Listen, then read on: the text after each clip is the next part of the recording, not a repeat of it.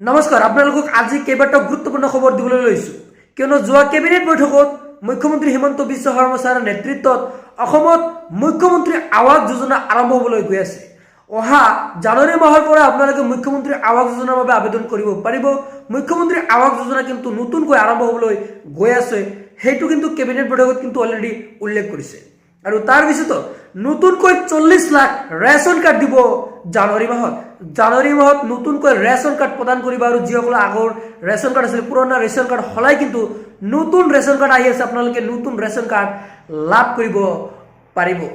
তাৰপিছত নতুনকৈ অৰুণোদয় আঁচনিৰ বাবে আবেদন কৰিব পাৰিব। মুখ্যমন্ত্ৰীয়ে কিন্তু নিজ মুখে যোৱা বৈঠকত কিন্তু ঘোষণা কৰিছে আৰু অলৰেডি যোৱাকালি মুখ্যমন্ত্ৰী যি পেজ আছে পেজতে কিন্তু অলৰেডি ঘোষণা কৰি দিছে যে নতুনকৈ আকৌ অৰুণোদয় আঁচনি আৰম্ভ কৰিব আৰু যাৰ জৰিয়তে প্ৰতিজন মানুহ হিতাধিকাৰীসকলে কিন্তু 1250 টকাকৈ লাভ কৰিব আৰু পৰৱৰ্তী সময়ত 1400 টকালৈ হ'বলৈ গৈ আছে। আৰু পিছত আৰু আত্মসহায়ক গোটৰ মহিলাসকলৰ বাবে আহি গৈছে ভাল খবৰ, কিয়নো আত্মসহায়ক গোটৰ মহিলাসকলৰ বাবে কিন্তু ডাঙৰ মন্তব্য কৰিছে মুখ্যমন্ত্ৰী হিমন্ত বিশ্ব শৰ্মা ছাৰে। কৈছিলে যে মুখ্যমন্ত্ৰী হিমন্ত বিশ্ব শৰ্মা ছাৰে কিন্তু কৈছে যে প্ৰথম বছৰ 10,000 টকা দিব আৰু তাৰ পিছত কিন্তু 15,000 টকা দিব বুলি উল্লেখ কৰিছে, নিজ মুখে কিন্তু স্বীকাৰ কৰিছে। হয়, যদি আপুনি চোৱা নাই তেনে ক্ষেত্ৰত মই নেক্সট ভিডিঅ'ত আপোনালোকৰ মাজত আনি আছো, মুখ্যমন্ত্ৰীৰ মন্তব্য মই দাঙি ধৰিম, আপোনালোকে মন্তব্য শুনিব পাৰিব।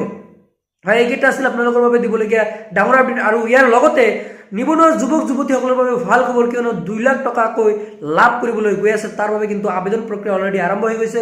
যিসকলে ফাইনেল এপ্লাই কৰা নাই তেওঁলোকে আবেদন কৰক আৰু তাৰ বাবে কিন্তু প্ৰজেক্ট বনাব লাগে। প্ৰজেক্ট যদি বনোৱা নাই তেনে ক্ষেত্ৰত প্ৰজেক্ট আপোনালোকে বনাই ল'ব। কেনেকৈ বনাব লাগে নিশ্চয় মই আলোচনা কৰি ৰাখিছোঁ।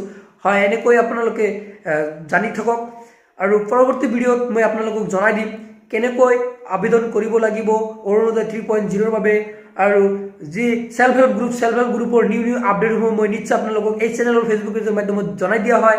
সেই চেনেলটো যদি ছাবস্ক্ৰাইব কৰা চেনেলটো ছাবস্ক্ৰাইব কৰি ৰাখক, ফেচবুক পেজটো যদি ফ'ল' কৰা নাই ফেচবুক পেজটো ফ'ল' কৰি ৰাখক, কিয়নো মই সদায় গুৰুত্বপূৰ্ণ ভিডিঅ'বিলাক প্ৰতিদিনে লৈ আহোঁ আপোনালোকৰ বাবে। আৰু ৰেচন কাৰ্ড লৈ ডাঙৰ আপডেট আহি গৈছে। যিহেতু ৰেচন কাৰ্ড যদি আপোনালোকে এতিয়ালৈকে বনোৱা নাই আৰু ৰেচন কাৰ্ডত কোনো ধৰণৰ কাৰেকশ্যন কৰিবলৈ থাকে তেনে ক্ষেত্ৰত আপোনালোকে কাৰেকশ্যন কৰি লওক। আৰু নতুনকৈ ভোটাৰ নাম কিন্তু ৰেজিষ্ট্ৰেশ্যন হৈ গৈছে। যদি ৰেজিষ্ট্ৰেশ্যন আপোনালোকে কৰা নাই অতি সোনকালে কৰি লওক, কিয়নো জানুৱাৰী মাহৰ 5 তাৰিখলৈ কিন্তু ৰেজিষ্ট্ৰেশ্যন প্ৰক্ৰিয়া আৰম্ভ হ'ব। যিসকল 2024ত ভোটাৰ নাম অন্তৰ্ভুক্ত কৰিব বিচাৰিছে তেওঁলোকে জানুৱাৰীৰ 5 তাৰিখৰ আগত আবেদন কৰি লওক। আৰু পৰৱৰ্তী সময়ত মই আপোনালোকক জনাই দিম কেনেকৈ ডাউনলোড কৰিব লাগে ভোটাৰ লিষ্ট, সম্পূৰ্ণ প্ৰচেছ জনাই দিম। যদি চোৱা নাই তেনে ক্ষেত্ৰত মই ভিডিঅ' অলৰেডি বনাই ৰাখিছোঁ, আপোনালোকে ভিডিঅ'টো চাব পাৰে। চ' আজিলৈ ইমানে, বাই বাই।